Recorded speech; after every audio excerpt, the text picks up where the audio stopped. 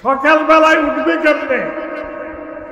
মনকে যদি বুঝাইতে না পারেন, এটা সকাল বেলায় দেখতে পারেন না, রাত্রি বেলায় দেখা লাগে নাকি মোবাইল?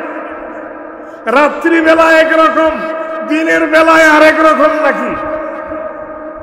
এশারের নামাজের পরে আমরা ঘুমিয়ে পড়ব, সকাল বেলায় জাগ্রত হয়ে ফরজ নামাজ আদায় করব। রাসূলুল্লাহ সাল্লাল্লাহু আলাইহি ওয়াসাল্লাম বলেছেন, মান সাল্লা সালাতাস সুবহি ফাহুয়া ফি জিম্মাতিল্লাহ। যে মুসলমান সময় মতো ফজরের ফরজ নামাজ আদায় করবে, সে সরাসরি আল্লাহ তাআলার হেফাজতে থাকবে। আমাদের কক্সবাজারে বিশেষ করে উকিয়া টেকনাফের দিকে ডেলি ডেলি অপহরণ হচ্ছে। আমরা নিরাপত্তাহীনতায় ভুগছি, দিনের বেলায় অপহরণ করা হচ্ছে। সকাল বেলায় যদি আমরা ফজরের নামাজ সময় মতো আদায় করতাম, আল্লাহর তরফ থেকে স্পেশাল ব্যবস্থাপনায় আমাদের নিরাপত্তার ব্যবস্থা করা হতো।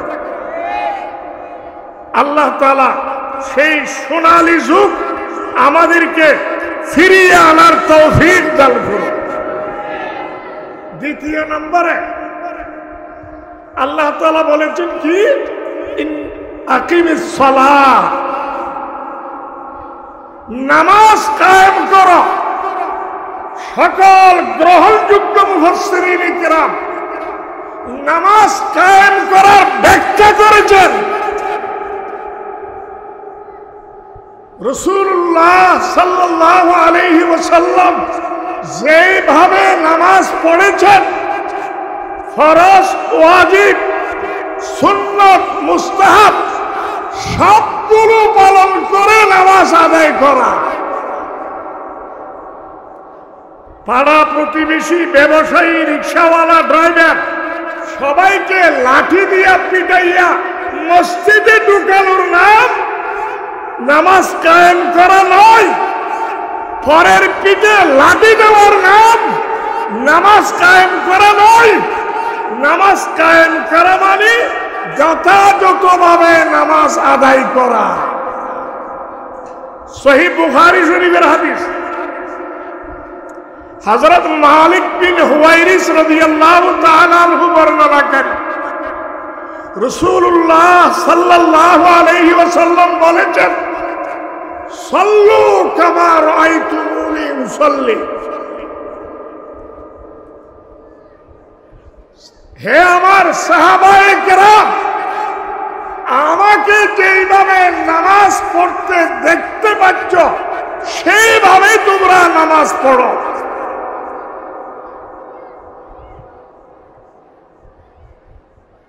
সাহাবায়ে কেরাম নবীজিকে দেখে দেখে নামাজ আদায় করেছেন। তাবেঈন কেরাম সাহাবায়ে কেরামদেরকে দেখে দেখে নামাজ আদায় করেছেন। তাবেঈনদেরকে দেখে দেখে নামাজ আদায় করেছেন। এইভাবে পরস্পর ধারাবাহিকভাবে নিজ নিজ উস্তাদকে দেখে দেখে আমরা নামাজ আদায় করে থাকি। অতএব সকলের নামাজ এক প্রকারের হতে হবে। যে প্রকারে রাসূলুল্লাহ সাল্লাল্লাহু আলাইহি ওয়াসাল্লাম নামাজ আদায় করেছেন, সেই প্রকারে, সেইভাবে, সেই পদ্ধতিতে, সেই নিয়মে আমাদেরকে নামাজ আদায় করতে হবে। মাপকাঠি একটা, সকলের নামাজ একই মাপকাঠির সাথে মিলতে হবে। অতএব সকলের নামাজ হবে একরকম। এখন আমরা যখন মসজিদে যাই, ডানে বামে তাকাইলে দেখি যতজন মুসল্লি তত প্রকারের নামাজ। ঠিক না বেটি? আমাদের সামনে কোনো মাপকাঠি নেই। সব জিনিস আমরা শিখে শিখে করি। নামাজ কার কাছে শিখলাম? নামাজের কোন গুরুত্ব আপনার অন্তরে নাই। সব জিনিস আপনাকে পরের শিখতে হয়। নামাজও অবশ্যই আপনার নির্ভরযোগ্য উস্তাদের কাছে শিখতে হবে। আপনার ইচ্ছা মতো নামাজ পড়লে নামাজ হবে না, নামাজের ফলাফল পাওয়া যাবে না, নামাজের প্রতিদান পাওয়া যাবে না, এই জন্য পাওয়া যাচ্ছে না। স্বয়ং আল্লাহ তাআলা ঘোষণা দিয়েছেন, ইন্নাস সালাতা তানহা আনিল ফাহশাই ওয়াল মুনকার। যদি নামাজের মতো নামাজ পড়েন, নবীজির মতো নামাজ পড়েন, প্রকৃত অর্থে নামাজ কায়েম করেন, আল্লাহ তাআলা চ্যালেঞ্জ দিয়েছেন, এই নামাজ আপনাকে সর্বপ্রকারের অন্যায়, অনাচার, অত্যাচার, জুলুম এবং আল্লাহর নাফরমানির থেকে বিরত রাখবে। এখন নামাজ যারা পড়ে তাদের জন্য অন্যায় করা আরো সহজ হয়ে গেছে। মানুষে বিশ্বাস করেছে, বিশ্বাসকে পুঁজি বানাইয়া অপরাধ ওরা আরো বেশি করে। কেন? আমাদের নামাজ আল্লাহ তাআলা বলেছেন আমাদেরকে অন্যায় থেকে বিরত রাখবে। আমরা নামাজ শেষ করে মসজিদের বারান্দায় দাঁড়াইয়া গীবত, নামাজ শেষ করে দোকানের ক্যাশে বসে মিথ্যা কথা, নামাজ শেষ করে আদালতে গিয়ে আমরা মিথ্যা সাক্ষ্য প্রদান করি। এমন কোন গুনাহ নাই যেইগুলো আমাদের মধ্যে নাই। এমনটা অবস্থা কেন হলো? আমাদেরকে বলা হয় যে নামাজ কায়েম করো, নামাজ পড়ো, এই কথা কোথাও বলা হয়নি। বলা হয় যে নামাজ কায়েম করো। নামাজ কায়েম করলে নামাজের ফলাফল নিশ্চিত পাওয়া যেত। নামাজ কায়েম হচ্ছে না, নামাজ পড়া হচ্ছে। পড়লে বিরত রাখবে এইরকম তো আমার আল্লাহ বলেন নাই। আল্লাহ তাআলা বলেছেন কায়েম করলে আমার নামাজ আমাকে সর্বপ্রকারের অন্যায় থেকে বিরত রাখবে। ইমাম সাহেব তাকবীরে তাহরিমে বলতেছেন, এমন ভাবে টান দিচ্ছেন, টানতে টানতে উনি লিং রোড পর্যন্ত চলে গেছেন। আল্লাহু আকবার। সকলে বলে ইমাম সাহেবের আওয়াজ স্ট্রং, মাশাআল্লাহ, বৃদ্ধ বয়সেও শক্তি অনেক। যেভাবে টান দিতে পারে, টান শেষ করতে করতে রুট ক্লিয়ার থাকলে লিং রোড পর্যন্ত যাওয়া যাবে। ইমাম সাহেব তো টানে রয়ে গেছে, মুক্তদি বেচারা আল্লাহু আকবার বলে তাকবীরে তাহরিমে সম্পন্ন করেছে। ইমাম সাহেবের তো এখনো শেষ হয় নাই, মুক্তদির তাকবীরে তাহরিমে শেষ হয়ে গেছে।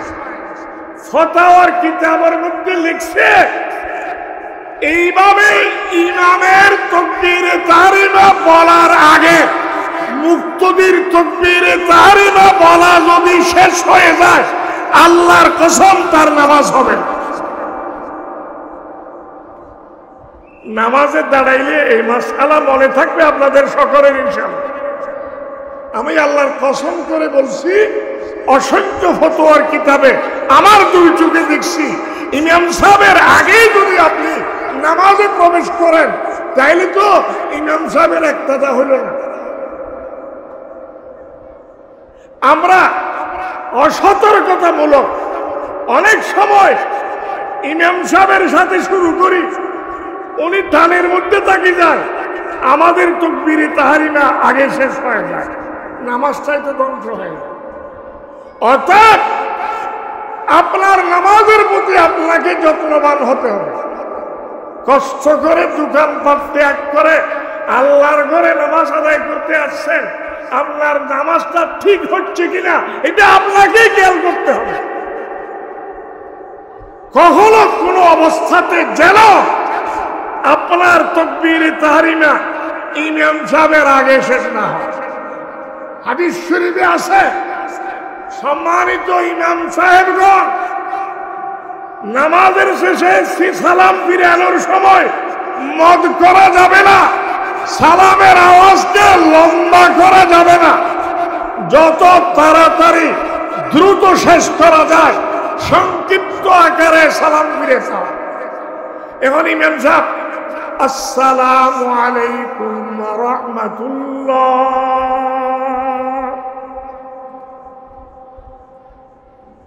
আসসালামু আলাইকুম ওয়া রাহমাতুল্লাহ, যতক্ষণ পাওয়ার আছে ততক্ষণ টান মারেন। আপনিও ইমাম সাহেবের সাথে সালাম ফিরেছেন, আপনি তো আর টান দিচ্ছেন না, ইমাম সাহেবকে টানে রেখে আপনার সালাম যদি আগে শেষ হয়ে যায় আপনার নামাজের 12টা বাজবে। ঠিক বললেও ঠিক, বেঠিক বললেও ঠিক। আমার কথা নয়, কিতাবের কথা বলতেছি আমি। ইনশাআল্লাহ সালাম ফিরানোর সময় আমাদের মনে থাকবে তো আমরা সালাম যেন ইমাম সাহেবের আগে আমাদের সালাম শেষ না হয়। যদি আগে শেষ হয়ে যায় ইমাম সাহেবকে নামাজে রেখে আপনি অগ্রিম বের হয়ে যাওয়ার মতো। এই ধরনের ভুল যেন আমাদের কখনো না হয়। কায়েম তো দূরের কথা, নামাজে তো হচ্ছে না আমার। এই জন্য নামাজের ফলাফল আমরা দেখতে পাচ্ছি। আল্লাহ তাআলা আমাদেরকে সতর্কতার সাথে সমস্ত ফরজ, ওয়াজিব, সুন্নাত, মুস্তাহাব সবগুলো পরিপালন করে 5 ওয়াক্ত ফরজ নামাজ আদায় করার তৌফিক দান করে। এখন আরেকটা বড় সমস্যা, কোন রকম শুক্রবারে একটা দিন জুমার নামাজের জন্য আমাদের মুসলমান ভাইয়েরা যায়, তাও কম কি কোন হাদিস শরীফে আছে বিনা উজুরে মাত্র একটি শুক্রবারে জুমা যদি ত্যাগ করে মুসলমানের তালিকা থেকে তার নাম কর্তন করে দেওয়া। জুমাটা পড়লে অন্তত মুসলমানের তালিকায় থাকবে। জুমাটা শেষ করে মুনাজাত দেওয়ার আগেই আমাদের যুবকরা বের হয়ে যায়। মাঝে মধ্যে আমার মসজিদে আমি তালা লাগিয়ে দিই যেন কেউ বের হইতে না পারে। পুরা 7টা ফরজ পড়ে নাই, শুক্রবারে আর সুন্নত পড়ার তৌফিক হবে? টাকার মাধ্যমে টাকা উপার্জন করা যায়, ইবাদতের মাধ্যমে ইবাদত বৃদ্ধি পায়। সে পুরা সপ্তাহ ফরজ তরক করেছে, সুন্নত কিভাবে আদায় করবে? ফরজের শুক্রবারে জুমার দিন 2 রাকাত ফরজ, ফরজের আগে 4 রাকাত সুন্নতে মুআক্কাদা, ফরজের পরে 4 রাকাত সুন্নতে মুআক্কাদা। আমার কাছে হাদিস আছে, সময়ের স্বল্পতার কারণে আমি দ্রুত শেষ করে দিতে যাচ্ছি, কারো প্রয়োজন হলে আমার থেকে নিয়ে যাইয়েন। ফরজের আগে 4 রাকাত, ফরজের পরে 4 রাকাত। এখন আল্লাহ তাআলার মেহেরবানি, তুমি যেই পুকুরের মাছ আমরা সেই পুকুরের বগা। ফরজের আগের 4 রাকাত সুন্নত পড়ে না, এই জন্য আমরা মসজিদের নিয়ম করেছি খুতবার আগে সবাই সুন্নত পড়েছে। সুন্নতের জন্য আমরা একটা বেরিবাল দিয়ে দিলাম, যাতে করে অন্তত যারা উপস্থিত হয়েছে তারা কবুল জুমা 4 রাকাত সুন্নত থেকে বঞ্চিত না। সবাই বাধ্য হয়ে সুন্নতের জন্য দাঁড়িয়ে যায়, কিন্তু ফরজের পরে তো আমার কাছে আর বেরিবেন নাই। সালাম ফিরানোর সাথে সাথে দৌড় মারে। ইন্না লিল্লাহি ওয়া ইন্না ইলাইহি রাজিউন। হাসরের ময়দানে আমাদের ফরজের মধ্যে যদি কোনো ত্রুটি পাওয়া যায়, আল্লাহ আরহামুর রাহিমিন বান্দাদেরকে সবসময় মুক্তি দিতে চায়, বিপদে রাখতে চায় না।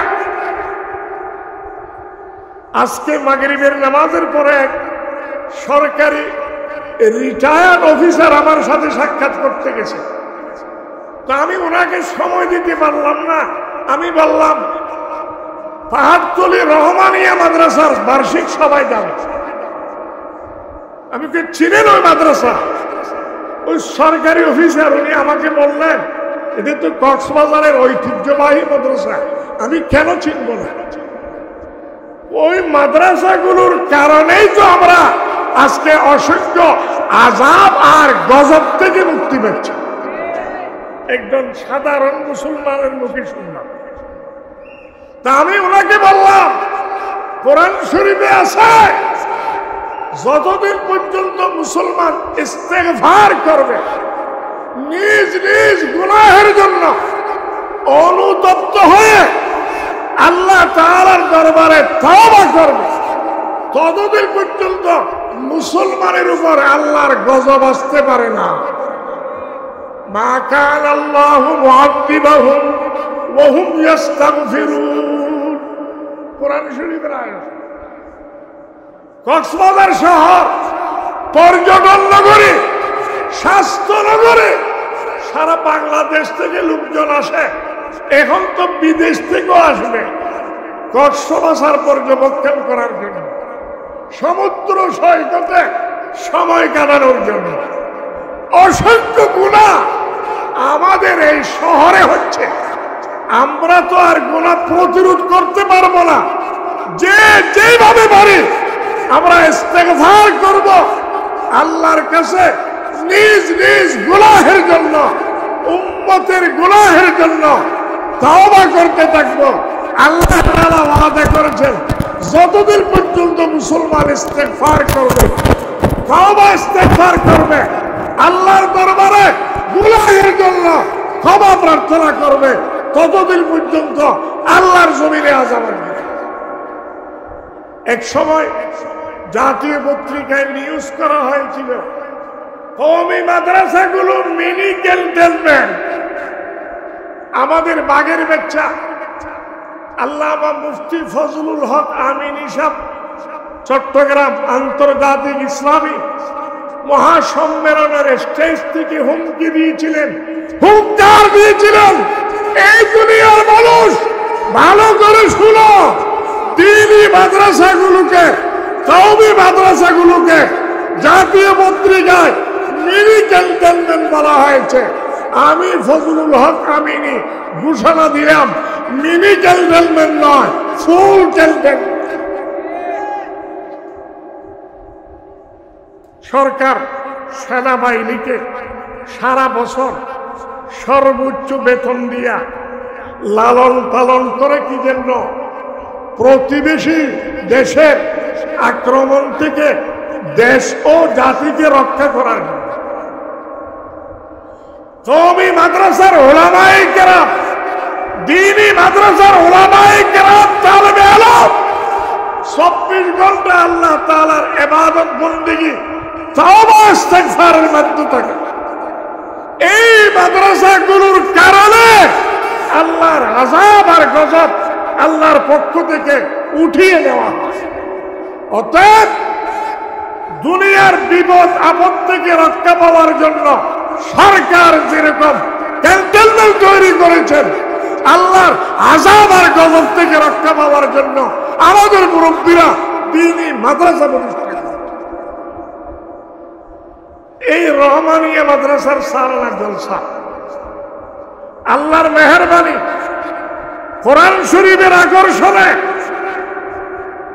আল্লাহ এবং আল্লাহর রাসূলের আকর্ষণে আপনারা মাদ্রাসার ময়দানে উপস্থিত হয়েছে। এখানে বিশাল বিল্ডিং নির্মাণের কাজ চলতেছে। নগদ দিতে হবে এমন কোনো কথা নাই। বিষয়টা আপনার মাথায় রাখে, সময় সুযোগ মতে আল্লাহর ঘর নির্মাণ কাজে অবশ্যই অংশগ্রহণ করবেন। সব সম্পদ ফেলে আপনাকে এই দুনিয়া ত্যাগ করতে হবে।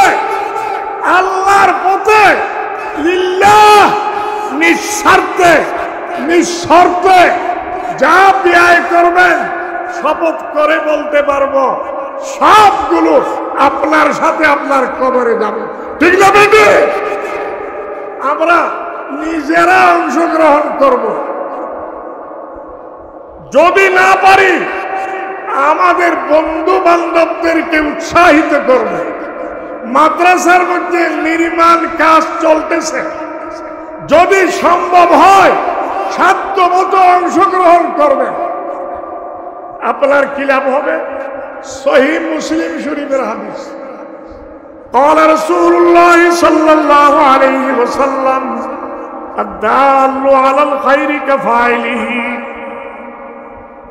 আপনি নিজে দিতে পারেন নাই, আরেকজন আল্লাহর বান্দাকে উৎসাহিত করে ভালো কাজের সুযোগ করে দিলেন, আল্লাহর কসম আপনাকে সমান সওয়াব দান করা।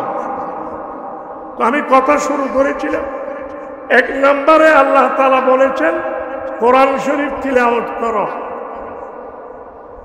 ঘরে দুয়ারে যদি কোরআন শরীফের তিলাওয়াত জারি থাকে, কোরআন শরীফের বরকত আপনার ঘরে নাজিল হইতে থাকবে। জিন ভূত ফেরত সর্বপ্রকারের কষ্টদায়ক বস্তু কোরআন শরীফ তিলাওয়াতের কারণে আপনার ঘর ত্যাগ করতে বাধ্য হবে। দুই নম্বরে এই আয়াতের মধ্যে আল্লাহ তাআলা বলেছেন নামাজ কায়েম করো। যদি নামাজ কায়েম করেন দেখবেন আপনার অন্তরের মধ্যে গুনাহের প্রতি ঘৃণা সৃষ্টি হবে। কখনো তাড়াতাড়ি, কখনো ধীর গতিতে। মানুষের মধ্যে রোগ যখন কঠিন আকার ধারণ করে দীর্ঘদিন ওষুধ সেবন করতে হয়। এক সপ্তাহ 2 সপ্তাহের সেবনে রোগ সরে যায় না। ঠিক তেমনি ভাবে গুনাহ করতে করতে করতে করতে আমাদের অন্তর নষ্ট হয়ে গেছে। এই মারাত্মক আকারের অন্তরকে যদি পরিষ্কার করতে হয় দীর্ঘদিন আপনাকে নামাজ কায়েম করতে হয়। আমি আল্লাহর জাতে পাক থেকে আশা করতে পারি আল্লাহর ঘোষণা মতে যাই করেন না কেন নামাজের উপর অটল থাকেন, একদিন আপনার হালত ফিরে আসবে। আপনার মধ্যে পরিবর্তন দেখা যাবে, আপনার অন্তরের মধ্যে ভালো কাজের আগ্রহ সৃষ্টি হবে, আপনার অন্তরের মধ্যে গুনাহের ঘৃণা পয়দা হবে। গুনাহের কথা বলে বললে আপনার মুখ থেকে আস্তাগফিরুল্লাহ বের হবে। আল্লাহ পাক সুবহানাহু ওয়া তাআলা আমাদেরকে সবাইকে ঘরে দুয়ারে যারা আছেন সমস্ত মুসলমানকে যেইভাবে আমার নবী নামাজ পড়তে বলেছেন সেইভাবে নামাজ পড়ার তৌফিক দান করুন। গত পরশুদিন আমার মাদ্রাসার ছাত্রদেরকে একটা দোয়া শিখাইলাম।